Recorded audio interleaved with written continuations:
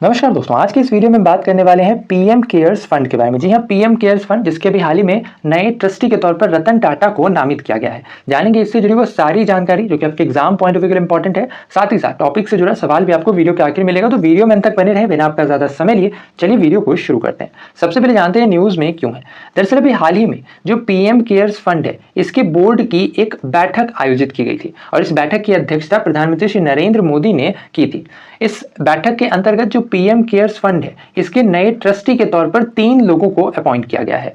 ठीक है, ये 3 लोग कौन कौन है? इनमें रतन टाटा, करिया मुंडा और कैटी थॉमस है। रतन टाटा जो कि वर्तमान में टाटा सन्स के मानद अध्यक्ष हैं। इसके अलावा करिया मुंडा जो कि लोकसभा के फॉर्मर डिप्टी स्पीकर रह चुके हैं। इसके अलावा जो कैटी थॉमस हैं, ये सुप्रीम कोर्ट के फॉर्मर जज रह चुके हैं। तो इन 3 लोगों को बेसिकली पीएम केयर्स फंड के ट्रस्टी के तौर पर नॉमिनेट किया गया है।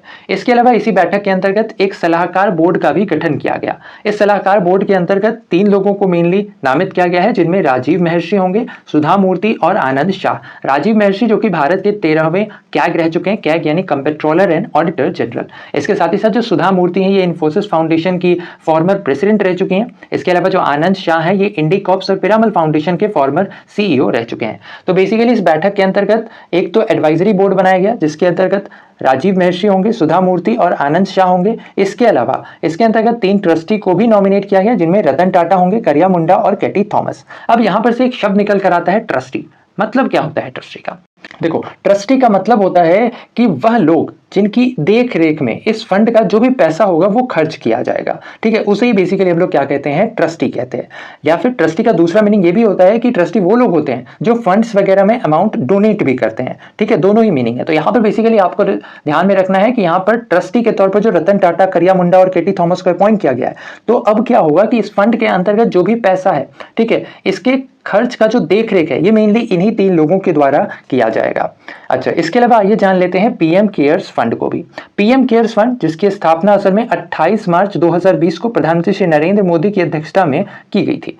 इसके अलावा यह एक पब्लिक चैरिटेबल ट्रस्ट है, यानी इसके अंतर्गत कोई भी, यानी ये काम से आम आदमी भी इस पीएम केयर्स फंड के अंतर्गत अमाउंट डोनेट कर सकता है। जो मतलब जितना भी वो सक्षम है उतना अमाउंट इस फंड के अंतर्गत डोनेट कर सकता है। अच्छा, इससे रिलेटेड एक सवाल यहाँ पर बहुत बार पूछा जाता है कि जो पीएम केयर्स है, ठीक है, इसमें कई दफा पूछ लिया जाता है कि जो केयर्स है इसका फुल फॉर्म, ठीक है, इसमें से कोई भी एक लेटर निकाल कर पूछ लिया जाता है, जैसे एस का फुल फॉर्म क्या होता है। तो ये ध्यान रखना है, पीएम केयर्स यानी कि prime minister citizen assistance and relief in emergency situation fund. देखो, नाम से ही क्लियर हो रहा है, इमरजेंसी सिचुएशन फंड। बेसिकली इस फंड का निर्माण, यानी ये जो फंड बनाया गया था, इसका मुख्य उद्देश्य ही था कि आपात स्थिति या फिर कोई ऐसी मतलब इमरजेंसी कंडीशंस हो, उस समय में इस फंड के तहत लोगों को मदद मुहैया कराई जा सके। अब एक्चुअली में जब यह फंड बना था वर्ष 2020 में, इस समय कोविड काल था, तो उस समय इस फंड की मदद से कई सारे लोगों को वेंटिलेटर्स या फिर ऑक्सीजन सिलेंडर्स भी प्रोवाइड कराए गए थे। अच्छा, इसके साथ ही साथ ये भी ध्यान रखना है कि जो पीएम केयर्स फंड होता है, इसके एक्स ऑफिशियो चेयरमैन के तौर पर प्रधानमंत्री होते हैं, यानी कि जो भी प्रधानमंत्री होंगे वो पीएम केयर्स फंड के चेयरमैन होंगे। इसके अलावा रक्षा मंत्री, गृह मंत्री और वित्त मंत्री, ध्यान रखना है रक्षा मंत्री कौन है वर्तमान में? ये है राजनाथ सिंह। होम मिनिस्टर कौन है? ये है अमित शाह। और फाइनेंस मिनिस्टर कौन है? ये है निर्मला सीतारमण। तो मेनली ये तीनों इसके एक्स ऑफिशियो ट्रस्टी होते हैं इस फंड के। इसके साथ ही साथ प्रधानमंत्री के पास यह पावर होता है कि वो बोर्ड ऑफ ट्रस्टी के अंतर्गत 3 लोगों को नॉमिनेट कर सकते हैं, या फिर कहें तो 3 ट्रस्टी को नॉमिनेट कर सकते हैं। इसके साथ ही साथ ये जो 3 ट्रस्टी जिन्हें प्रधानमंत्री के द्वारा नॉमिनेट किया जाएगा, यह अपने क्षेत्र के प्रतिष्ठित व्यक्ति होंगे। अब इसके अंतर्गत बेसिकली जो फील्ड है वो भी बता रखा है, जिसमें वो या तो रिसर्च फील्ड के हो सकते हैं, हेल्थ फील्ड के हो सकते हैं, है ना, या फिर साइंस विज्ञान के क्षेत्र के हो सकते हैं, social work, law, public administration या फिर फिलैंथ्रोपी फील्ड के हो सकते हैं। इसके साथ ही साथ जो पीएम केयर्स फंड है, इसका जो हेड ऑफिस है, अक्सर में न्यू दिल्ली में। न्यू दिल्ली में कहा तो पीएमओ में, यानी जो प्राइम मिनिस्टर्स ऑफिस है वहीं पर इसका हेड ऑफिस है। इसके साथ ही साथ जो पीएम केयर्स फंड है, इसके अंतर्गत जैसा हमने पहले बताया, ये एक वॉलंटरी डोनेशन होता है। वॉलंटरी डोनेशन का मतलब ही होता है कि इसके अंतर्गत कोई भी आदमी जितना तक वह सक्षम है वह इस फंड के अंतर्गत डोनेट कर सकता है। इसके साथ ही साथ इस फंड में तकरीबन 4345 बच्चों को सपोर्ट देने वाली पीएम केयर्स फॉर चिल्ड्रन योजना को भी शामिल किया गया है। अब ये जो पीएम केयर्स फॉर चिल्ड्रन है, ये असल में उन बच्चों के लिए है जिन्होंने कोविड-19 के दौरान अपने पेरेंट्स को खो दिया है।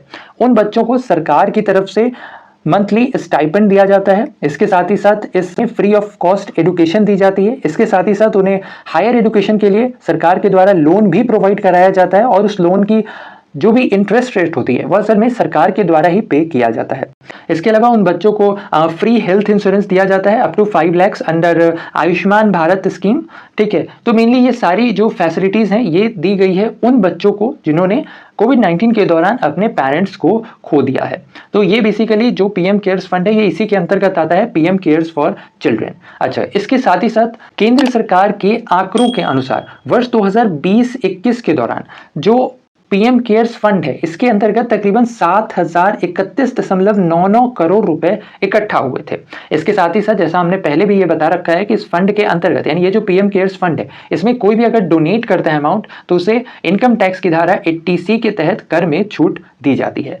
इसके अलावा आज की इस वीडियो में हमने जाना पीएम केयर्स फंड क्या है, इसके अंतर्गत जो भी लोगों को नॉमिनेट किया गया है वो चाहे एज अ ट्रस्टी के तौर पर हो या फिर एज अ एडवाइजरी बोर्ड के तौर पर हो, जो मेंबर्स को नॉमिनेट किया गया उन सबको हमने आज की इस वीडियो में जाना। आइए चलते हैं टॉपिक से जुड़े सवाल पे। ऐसे में आज का हमारा सवाल जो पीएम केयर्स है इसके अंतर्गत जो आर वर्ड है, आर जो लेटर है इसका एक्चुअली में अर्थ क्या है, इसका आंसर आपने हमें बताना है नीचे कमेंट सेक्शन में। तो ऐसे में आज के लिए इतना ही, उम्मीद करते हैं आज का हमारा ये वीडियो आपको इन्फॉर्मेटिव लगा होगा। अगर वीडियो पसंद आया है तो वीडियो को लाइक शेयर, नए हैं चैनल पे तो चैनल को सब्सक्राइब करना बिल्कुल ना भूलें। साथ ही साथ बगल में घंटी का आइकन है जिससे दबाकर चैनल से जुड़े सारे नोटिफिकेशंस प्राप्त कर सकते हैं। तो ऐसे में आज के लिए इतना ही, अपना ख्याल रखें, स्वस्थ रहें, सुरक्षित रहें। आपसे फिर अगली वीडियो में मुलाकात होगी, तब तक के लिए धन्यवाद, गुड बाय, टेक केयर।